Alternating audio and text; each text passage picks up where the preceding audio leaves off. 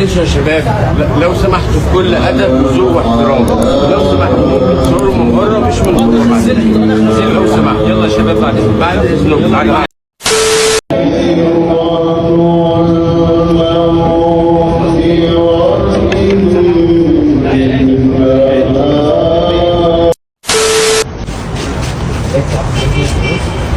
وين هنا الظرف؟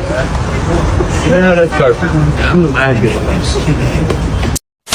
اهلا بيكم في حلقه جديده من ترندات وبس. النهارده موضوع حلقتنا موضوع مش عادي، عايزه تحول لترند وانفعال قدام الكاميرات، وجمله احمد الفيشاوي اللي ولعت السوشيال ميديا اتعاملوا على انها ريد كاربت. موضوع حلقتنا عن عزا الفنانه سمية الألفي، وليه احمد الفيشاوي انفعل على مصور اثناء العزا، وازاي حاول يمنع التصوير في اصعب لحظه في حياته. دموع وتوتر ومشاهد اثارت جدل كبير اثناء عزا الفنانه الراحله سمية الألفي، فخليكم معايا لنهايه الفيديو لان اللي حصل جوه مسجد عمر مكرم كان اكتر من مجرد عزا. مساء يوم الاثنين اتفتح مسجد عمر مكرم على واحد من اصعب مشاهد الوداع في الوسط الفني، عزا الفنانه الكبيره سمية الألفي اللي رحلت عن عالمنا يوم السبت بعد صراع طويل مع مرض السرطان عن عمر 72 سنه. والعزا استقبل فيه المعزين نجليها احمد الفيشاوي وشقيقه عمر، ومعاهم خالهم وسط حاله حزن واضحه على الكل. واكتر حاجه عملت جدل قبل العزا كان غياب احمد الفيشاوي عن جنازه والدته، واللي اتشيعت من مسجد مصطفى محمود في المهندسين. لكن الحقيقه اتقالت بشكل واضح. الدكتور اشرف زكي نقيب المهن التمثيليه اكد ان احمد كان مسافر خارج مصر في الولايات المتحده الامريكيه، واتفاجئ بخبر الوفاه زي اي حد. والسيناريست محمد صلاح العزب نفى اي كلام تاني، واكد ان السبب الوحيد هو السفر، وان احمد كان في حاله صدمه وحزن شديد. ومع وصول احمد الفيشاوي لمسجد عمر مكرم ملامح الصدمه كانت واضحه على وشه، هدوء وشرود وحزن تقيل وهو واقف يستقبل العزا جنب شقيقه عمر. والعزا شهد حضور عدد كبير من نجوم الفن، منهم احمد السقا وباسم سمره وعمرو يوسف وكند علوش ودنيا سمير غانم وشيرين وصابرين وخالد النبوي ونجل نور واحمد السعدني ومحمود حميده واحمد داوود وغيرهم كتير. وسط الزحام الشديد احمد الفيشاوي اضطر يتدخل وينظم حركه المصورين، وقال جملته اللي قلبت السوشيال ميديا: المساحه دي اتعاملوا معاها على انها ريد كاربت، سيبوا الناس تعدي. تصرف شافته الناس غريب جدا، وناس اعتبرته موقف حازم وطبيعي جدا في موقف صعب زي ده. والموقف ما وقفش عند كده، شاب كمان حاول يصور احمد الفيشاوي وهو منهار وبيبكي بتليفونه، وهنا احمد الفيشاوي انفعل عليه ومنعه من التصوير وخد التليفون وحطه في جيبه في مشهد غريب وقوي جدا. والجمهور اتفاعل معاه واعتبر تصرفه حق مشروع في لحظه الم وفقد صعبه زي دي. واصعب مشهد في العزا كان مع وصول الفنانه شيرين لتقديم واجب العزاء. احمد الفيشاوي انهار في البكاء اول ما شافها، وحضنها وبكى بحرقه، وحاول يقبل ايديها تقديرا لدعمها ووقوفها جنبه في اللحظه الصعبه دي. وكمان مشهد مؤثر جمع بين احمد الفيشاوي والفنانه صابرين دموع صادقه ومواساه انسانيه خلت اللي شافت اللحظات يحس بثقل الفقد. وكان اول تعليق من احمد الفيشاوي بعد وفاه والدته، كتب على الانستجرام وودع والدته بكلمات موجعه وقال: ان العين لا تدمع وان القلب لا يحزن ولا نقول الا ما يرضي ربنا، هتوحشيني يا سمسم، هعيش باقي حياتي زعلان عليكي، الى اللقاء يا عروسه الجنه. وفي النهايه رحلت سمية الألفي، بس فضلت ذكراها وظهر ابنها احمد الفيشاوي في واحده من اصعب لحظات حياته. انسان موجوع قبل ما يكون نجم. رحم الله الفنانه سمية الألفي والهم اسرتها ومحبيها الصبر والسلوان. ولو عجبكم الفيديو ما تنسوش تعملوا لايك وتشتركوا في القناه، واستنونا دايما مع كل جديد مع قناتكم ترندات وبس. سلام.